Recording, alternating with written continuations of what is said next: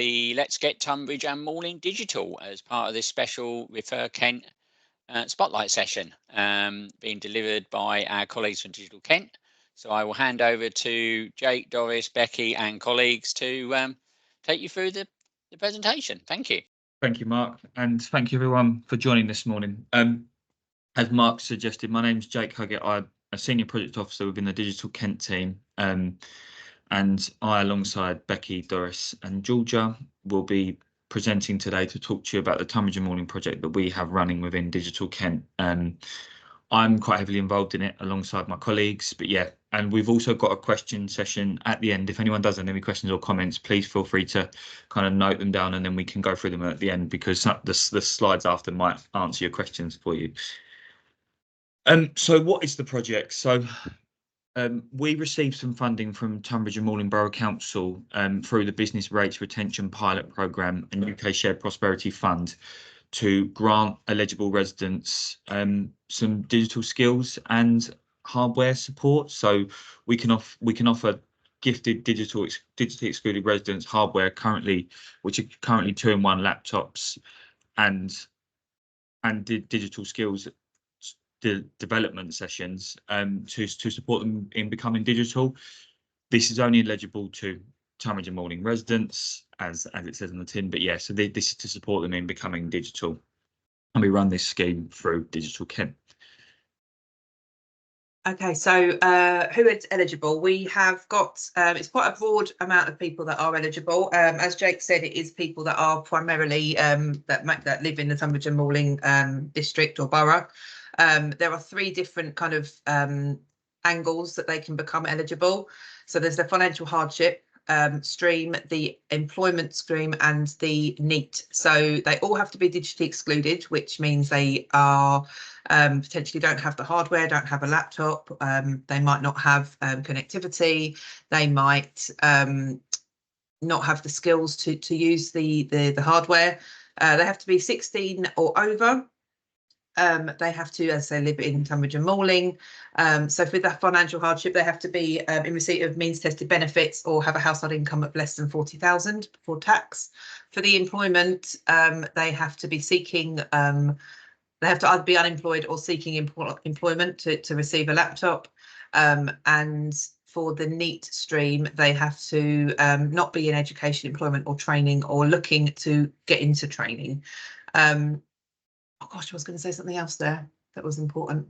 It might come back to me. Yeah, so there's quite a broad range of different scenarios where people could become eligible. Oh, that was it. So these, it's worth saying this eligibility criteria is just to receive the laptop. Anyone's able to come along to our digital skills sessions after the laptops are handed out. If you are unsure of any of these and whether your client or somebody you think of or yourself even is unsure about it, it is worth just contacting us and just asking the question, because there is quite a broad range of people that are eligible for this scheme. So who can refer? So I'm talking about whether a professional will refer in, but actually people are able to self-refer now as well.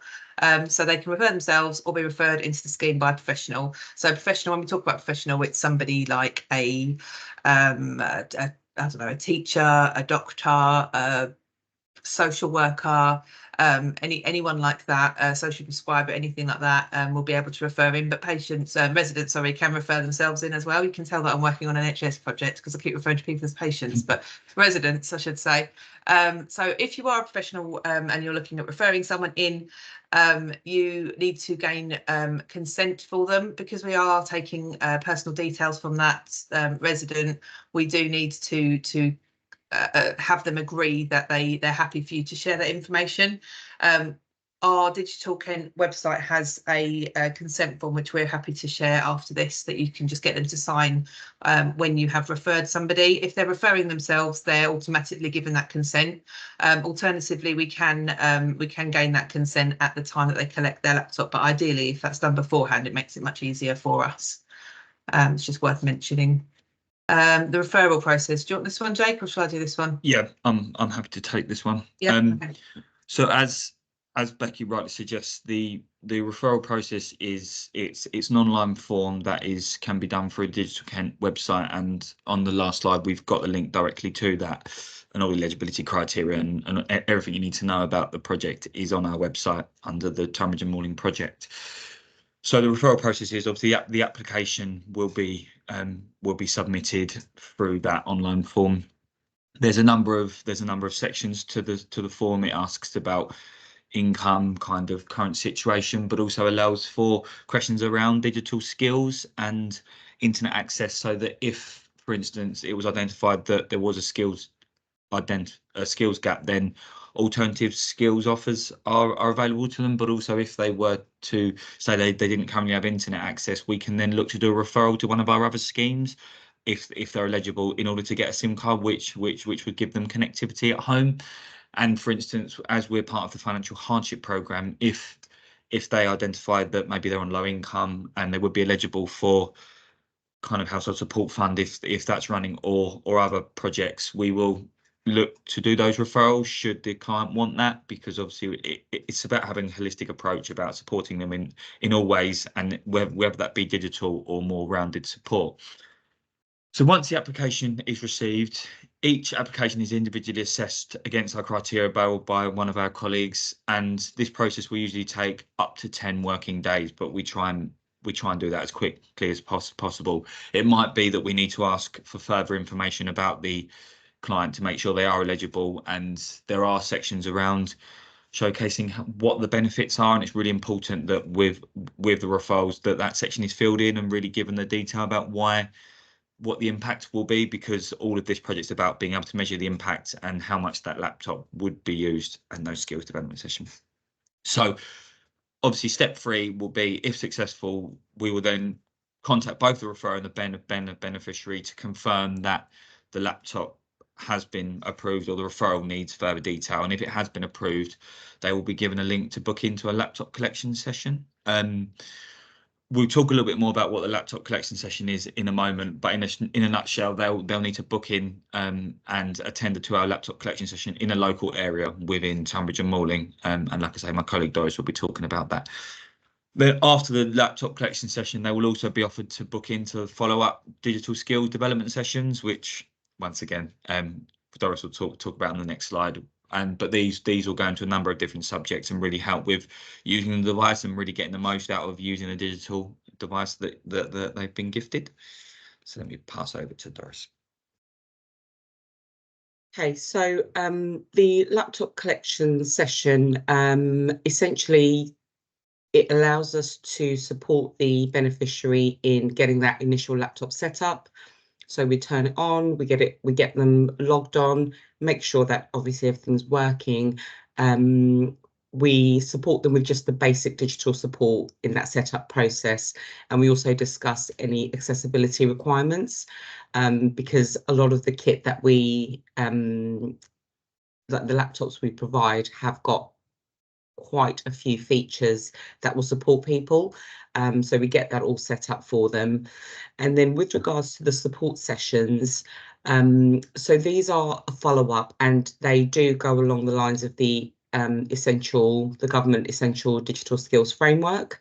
So you can see there we've got 5 sessions, and each of those sessions will have an element of foundation skills. We look at communication, handling content and information, transacting, problem solving, and being safe online. But because this is very focused on Tonbridge and Malling, we've tried to make sure that we're supporting them with those skills, but incorporating it into real life situations.